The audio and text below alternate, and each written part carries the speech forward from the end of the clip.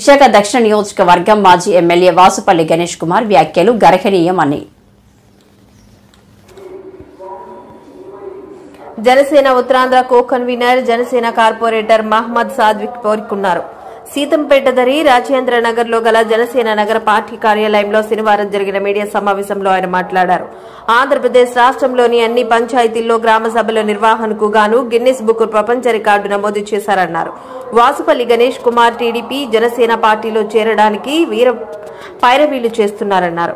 ఈ ప్రయత్నాలు విఫలమయ్యి జగన్ వైవి సుబ్బారెడ్డి మీద పొగడ్తలు డ్రామా ఆడుతున్నారు. గత ఎన్నికల్లో 4వ వంతు ఓట్లు కూడా రాలేదు. సీఎం చంద్రబాబు నాయుడు ఈ వయసులో కూడా కష్టపడి పనిచేస్తున్నారని కొనియాడారు. వాసుపల్లికి ఎన్నికల్లో ప్రజలు బుద్ధి చెప్పి ఇంటికి పంపించారు. ప్రభుత్వ మానసిక ఆసుపత్రిలో తనిఖీలు చేసుకోవాలని హితవు పలికారు. ఎమ్మెల్యేగా ఉన్నప్పుడు చేసిన అక్రమాలు బయటకు వస్తాయి. చర్యలకు సిద్ధంగా ఉండాలి. వాసుపల్లి గతంలో హౌసింగ్ స్కామ్ చేశారని ఆరోపించారు.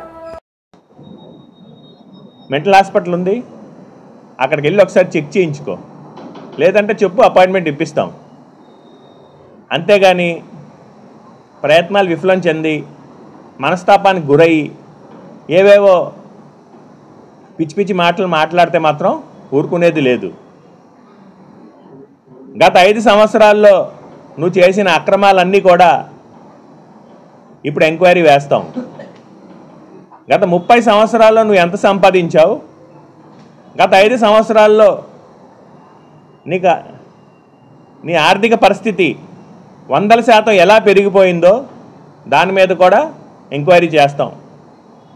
చట్టపరమైన చర్యలకు నువ్వు సిద్ధంగా ఉండాలి వాసుపల్లి. ఇంకొక విషయం నీకు స్పష్టంగా చెప్పడం జరిగింది. తెలుగుదేశం పార్టీలో కానీ జనసేన పార్టీలో కానీ కూటమి పార్టీలో ఏ పార్టీలో కూడా నీకు ఎంట్రీ లేదు. స్పష్టంగా కూడా హైకమాండ్ చెప్పడం నీకు జరిగింది. ఆ విషయంలో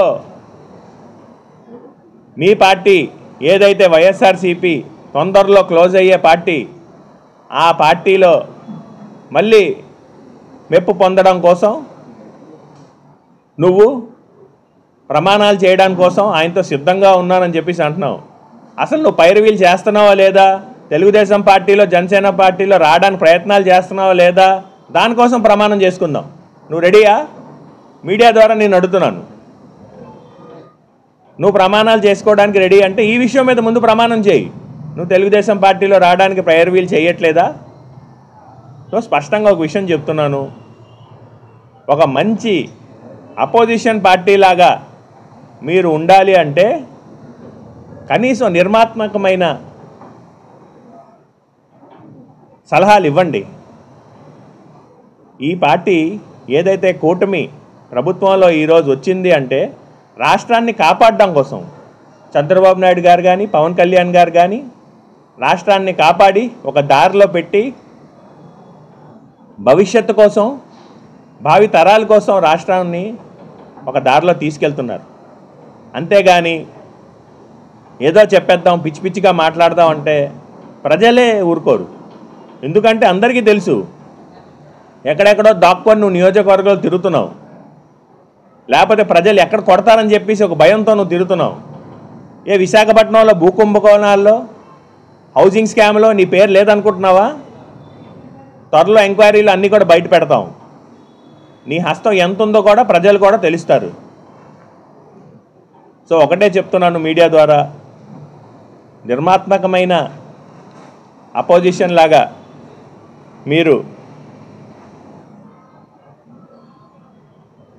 ఉంటే కనీసం ప్రజలు ఒక అపోజిషన్ పార్టీలో ఉన్నారని చెప్పేసి ఏదైతే జగన్మోహన్ రెడ్డి పెద్దిరెడ్డితో పాటు 9 నవరత్నాలు మొత్తం 11 మందిని ఏదైతే అసెంబ్లీలో పంపించారో ఒక నిర్మాత్మకమైన అపోజిషన్ అని అనుకుంటారు కనీసం. లేకపోతే ఆ 11 కూడా ఆ ఒక్కటి తీసి ఆ జగన్మోహన్ రెడ్డి ఒక్కడే అసెంబ్లీలోకి వెళ్ళే పరిస్థితి రేపు పొద్దున ఎన్నికల్లో వచ్చే విధంగా ఉంది. వై నాట్ 175 అని చెప్పేసి నీ పరిస్థితి ఏంటో తెలుసు కదా. ఇప్పుడు అలాగ అయిపోయింది నీ పరిస్థితి.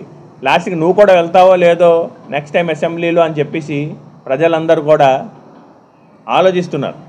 ఎందుకంటే నువ్వు మొన్న పిఠాపురంలో ఎలా మాట్లాడారో చిన్న పిల్లాడు కూడా చూశాడు. ఇల్లండి ఎగ్ పఫ్లు అమ్మే షాపులో పిలుస్తారు చిన్నపిల్లల్ని, అలా ముందుకు పిలిచి నీకు 15,000 నీకు 15,000. నీ తాలూకా మానసిక పరిస్థితి కూడా జగన్మోహన్ రెడ్డి ప్రజలందరూ కూడా ఆలోచిస్తున్నారు. ఏంటి మానసిక పరిస్థితి కరెక్ట్గా ఉందా లేదా? టీటీడీ లడ్డు గురించి క్లియర్గా ఈరోజు ఆంధ్రప్రదేశ్ రాష్ట్రంలో కాదు రిపోర్ట్ ఇచ్చింది, ఇతర రాష్ట్రాల్లో గుజరాత్కి పంపించి, అక్కడే తెలుగుదేశం పార్టీ ప్రభుత్వం ఉందా, పంపించి ఒక రిపోర్ట్ తెప్పించారు. దాంట్లో క్లియర్గా రాశారు కదా యానిమల్ ఫ్యాట్ యూజ్ చేశారని చెప్పేసి. హిందువుల మనోభావాలతో నువ్వు ఆడుకోవడం కరెక్టా కాదా?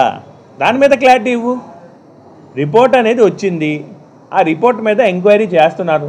దాన్ని కూడా నువ్వు కాదు కూడదు అంటే ఇంకేం చెప్తాం?